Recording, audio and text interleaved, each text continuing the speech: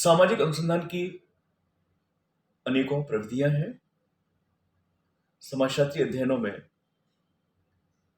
प्रमुख रूप से जो प्रविधियां अपनाई जाती हैं उनमें प्रश्नावली, अनुसूची और साक्षात्कार है।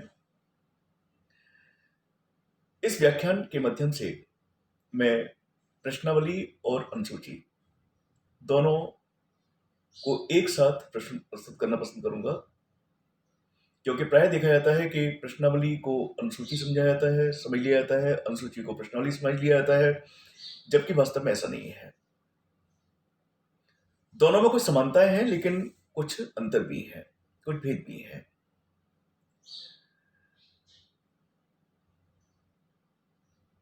अनुसूची और प्रश्नावली दोनों ही प्रश्नों की सूची होती है।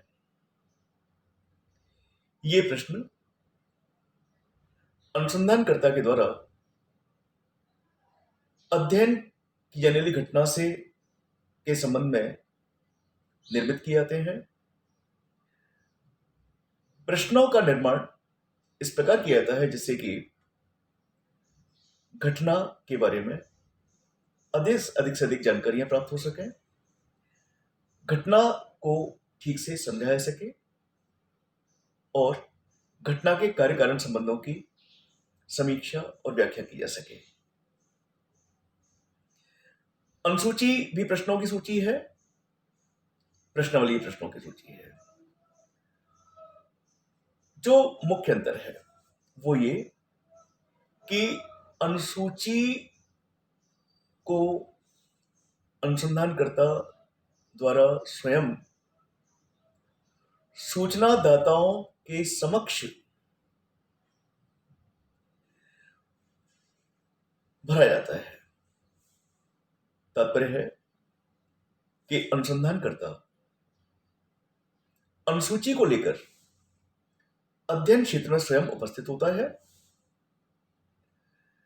और जो सूचना की इकाइयां हैं, यूनिट्स ऑफ इंफॉर्मेशन है, जो सूचनादाता हैं, प्रत्येक सूचनादाता से व्यक्तिगत संपर्क स्थापित करता है, उनसे मिलता है, उनको एक एक प्रश्न, जिस क्रम में प्रश्न दे रखे हैं उन प्रश्नों को उसी क्रम में पढ़ करके सुनाता है। प्रश्नों के साथ यदि संभावित उत्तर भी हैं तो उन उत्तरों को भी वो पढ़कर बताता है और इस प्रकार वह प्रत्येक सूचनादाता से प्रश्नों के जो उत्तर दे रखे हैं उनमें से सही उत्तर का चुनाव करने के लिए कहता है और उत्तरदाता द्वारा, सूचनादाता द्वारा जिस उत्तर का चुनाव किया जाता है उस उत्तर को अनुसंधानकर्ता द्वारा स्वयं अपने हाथों से अनुसूची में भरा जाता है। इसके विपरीत प्रश्नावली को दूर दराज क्षेत्रों में रहने वाले सूचनादाताओं के पास डाक से या मेल से भेजा जाता है। चूंकि अनुसूची के प्रयोग के लिए अनुसंधानकर्ता को स्वयं जाना पड़ता है, प्रश्नावली के प्रयोग के लिए अनुसंधानकर्ता को स्वयं नहीं जाना पड़ता, वह केवल डाक से प्रश्नावलियों को भेजता है और जो सूचनादाता है वो अपने ही हाथ से अनुसंधानकर्ता की अनुपस्थिति में प्रश्नों के उत्तर स्वयं लिखते हैं। तो ये दोनों बातें इस बात को स्पष्ट करती हैं कि अनुसूची का प्रयोग उन समाजशास्त्रीय अध्ययनों के लिए ज्यादा उपयोगी है जिनका अध्ययन क्षेत्र सीमित है, जहां अनुसंधानकर्ता स्वयं उपस्थित हो सके। जबकि प्रश्नावली जो प्रविधि है, क्वेश्चनएयर है, उसका उपयोग उन घटनाओं के अध्ययन के लिए भी संभव है जिन घटनाओं से संबंधित अध्ययन क्षेत्र बहुत बड़ा है, बहुत व्यापक है और उससे संबंधित लोग बहुत दूर दूर रहते हैं। तो इस प्रकार से ये दोनों में अंतर है। हम बात करेंगे अब प्रश्नावली की कुछ परिभाषाओं के बारे में। मैं सबसे पहली परिभाषा गुडे और हार्ट के द्वारा जो दी गई है उसको यहाँ प्रस्तुत कर रहा हूं। गुडे और हार्ट के अनुसार प्रश्नावली शब्द से तात्पर्य प्रश्नों के उत्तर प्राप्त करने के एक उपकरण से होता है जिसमें एक प्रपत्र का प्रयोग किया जाता है जिसे उत्तरदाता स्वयं ही भरता है।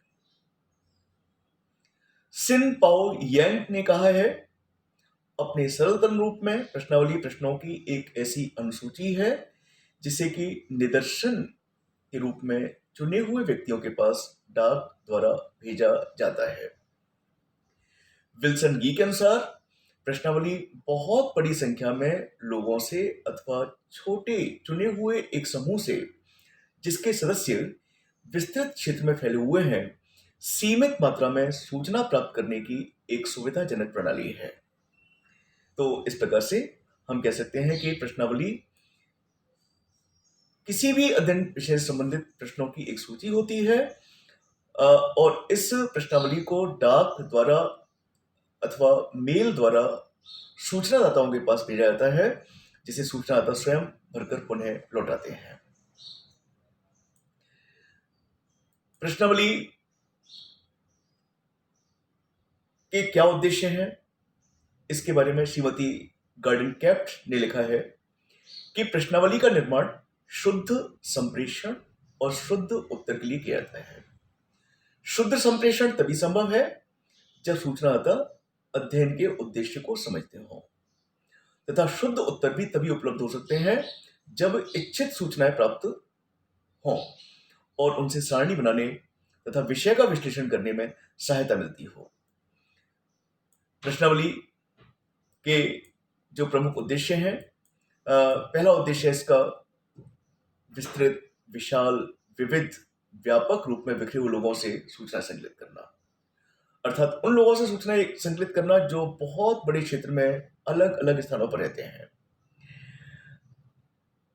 प्रामाणिक तथा विश्वसनीय सूचनाएं संकलित करना, सूचनाओं का व्यवस्थित संकलन करना, वैश्विक अध्ययन करना और संख्यात्मक अनुमापन करना और एक साथ तथा शीघ्र सूचनाओं का संकलन करना, ये इसके कुछ विशेष उद्देश्य हैं। अब हम बात करेंगे प्रश्नावली के कौन कौन से प्रकार हैं।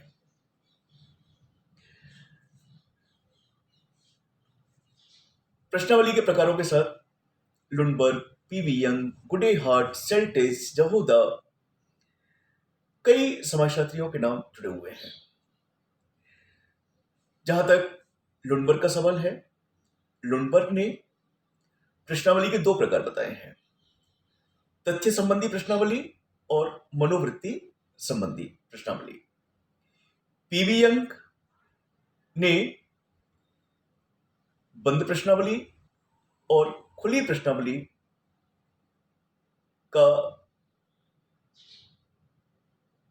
संदर्भ दिया है। आपने बताया है कि प्रश्नावली की प्रकृति दो प्रकार की होती है। प्रश्नावली बंद भी हो सकती है, खुली हो सकती है। बंद से तात्पर्य है कि प्रश्नों का उत्तर जो अनुसंधानकर्ता द्वारा सुझाया जाता है उन्हीं में से दिया जाता है, और जो खुली प्रश्नावली है उसका तात्पर्य है कि उसमें इस प्रकार के प्रश्न बनाए जाते हैं कि जो सूचनादाता है वो अपनी इच्छा अनुसार किसी प्रकार से उत्तर को लिख सकते हैं, बता सकते हैं। फिर भी जो प्रश्नावली के प्रमुख प्रकार हैं, तथ्य संबंधी प्रश्नावली अर्थात फैक्चुअल क्वेश्चनर, मनोवृत्ति संबंधी प्रश्नावली that is questionnaire based on opinion and attitude, संरचित प्रश्नावली जिसमें कि व्यवस्थित तरीके से प्रश्नों का निर्माण किया जाता है आदि। तो ये प्रश्नावली के कुछ प्रकार हैं। एक एक करके हम थोड़ा समझें क्योंकि ये प्रकार थोड़े ये चाहते हैं कि हम इनको समझ सकें ठीक से। हम बात करेंगे सबसे पहले तथ्य संबंधी प्रश्नावली। तथ्य संबंधी प्रश्नावली के अंतर्गत इस प्रकार प्रश्नों का निर्माण किया जाता है जिससे कि घटना के बारे में या अध्ययन की जाने वाली घटना के बारे में कुछ महत्वपूर्ण तथ्य प्राप्त हो सके। मनोवृत्ति संबंधी प्रश्नावलियों में प्रश्नों का निर्माण इस प्रकार होता है या इस प्रकार के प्रश्न होते हैं जिससे कि सूचनाताओं की मनोवृत्ति के बारे में ज्ञान हो सके। संरचित प्रश्नावली के अंतर्गत एक पूर्व योजना के अनुसार प्रश्न निर्मित किए जाते हैं और जिससे कि घटना से संबंधित विभिन्न पहलुओं का अधिक से अधिक अध्ययन संभव हो सके। जो असंरचित प्रश्नावली है उसमें बिना किसी पूर्व योजना के प्रश्नों का निर्माण किया जाता है और लेकिन प्रश्न इस प्रकार से होते हैं कि घटना से संबंधित सभी पहलू उसमें सम्मिलित हों, समाहित हों। बंद प्रश्नावली के अंतर्गत प्रश्न इस प्रकार से होते हैं कि अनुसंधानकर्ता के द्वारा सुझाए गए उत्तर ही सूचनाताओं को भरने पड़ते हैं और उत्तरों की सीमा भी होती है, जबकि खुली प्रश्नावली के अंतर्गत जो सूचनाता है वो प्रश्नों का उत्तर अपने अनुसार देने के लिए स्वतंत्र होते हैं। चित्रमय प्रश्नावली के अंतर्गत चित्रों के माध्यम से उत्तर या प्रश्न सुझाए जाते हैं और इस प्रकार से चित्र को देख करके ही जो सूचना आता है वो उत्तर भरते हैं। तो इस प्रकार से ये कुछ इसके प्रकार थे। अब हम बात करेंगे प्रश्नावली की क्या क्या विशेषताएं होती हैं। प्रश्नावली पर बहुत सारे विचारकों के विचार हैं। प्रश्नावली की विशेषताओं के बारे में A.L. बाउले ने बताया है कि तुलनात्मक दृष्टि से प्रश्नों की संख्या कम होनी चाहिए। इसमें एक अच्छी प्रश्नावली वो है जिसमें कि प्रश्नों की संख्या कम है। जिन प्रश्नों के उत्तर हाँ अथवा नहीं में दिए जाते हैं उन्हें सम्मिलित किया जाना चाहिए, यानी हाँ और ना जो उत्तर प्राप्त होते हैं जिन प्रश्नों के, ऐसे प्रश्न सम्मिलित होने चाहिए। प्रश्न सरल हो, बोधगम्य हो। प्रश्नों की रचना इस प्रकार की जाए कि उनका उत्तर देते समय पक्षपात से बचा जा सके। प्रश्न अशिष्टतापूर्ण, धृष्टतापूर्ण और परीक्षात्मक नहीं होने चाहिए। जहां तक संभव हो प्रश्न पारस्परिक पुष्टि करने वाले होने चाहिए। प्रश्न इस प्रकार के हों जिनसे इच्छित सूचनाएं प्रत्यक्ष रूप से प्राप्त हो सकें। तो इस प्रकार से मुझे उम्मीद है कि आज का ये व्याख्यान जो प्रश्नावली पर केंद्रित है, प्रश्नावली के साथ साथ अनुसूची पर भी केंद्रित है, ये व्याख्यान बहुत महत्वपूर्ण है। मैं पुनः बता दूं, प्रश्नावली को डाक से भेजा जाता है, अनुसूची को अध्ययन क्षेत्र में जाकर अनुसंधानकर्ता द्वारा सूचनाताओं के समक्ष उपस्थित रहकर स्वयं भरना पड़ता है। अनुसूची का प्रयोग सीमित अध्ययन क्षेत्र वाले विषयों में ज्यादा उपयोगी है, जबकि प्रश्नावली के साथ ऐसा नहीं है। प्रश्नावली का उपयोग उन अध्ययन क्षेत्रों या उन विषयों के अध्ययन के लिए भी किया जा सकता है जिनका अध्ययन क्षेत्र बहुत बड़ा है, बहुत व्यापक है।